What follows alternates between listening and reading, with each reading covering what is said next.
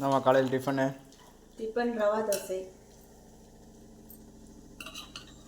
ரவா தோசைக்கு தொட்டுக்கு வந்து எப்பவுமே தேங்காய் சட்னி அரைப்பேன். இந்த வாட்டி கருப்பு உளுந்து இட்லி பொடி சாப்பிட்டு பார்க்கலான்னு பார்த்தேன். ஒரு தோசை சுட்டு சாப்பிட்டு பார்த்துட்டு டேஸ்ட்டு சூப்பராக இருக்குது. கருப்பு உளுந்து இட்லி பொடி நம்ம சாய் ஹோம்மேடு மசாலாவில் அது இருக்குது. இது வந்து கார சட்னி. எது பிடிச்சிருக்கோ அதை சாப்பிடுங்க. இது சூப்பராக ரெடியாக இருக்குது.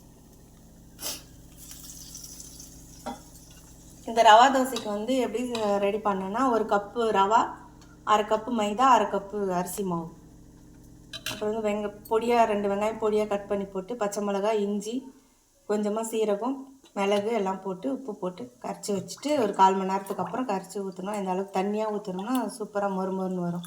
இந்த மொறுமொறுன்னு தோசைக்கு இந்த பொடி வந்து கொஞ்சம் கொரகொரப்பாக இருக்கிறதுனால அந்த பருப்பு மென்று சாப்பிடும்போது சூப்பராக இருக்குது. நீங்களும் ட்ரை பண்ணி பாருங்கள். தேங்க்யூ.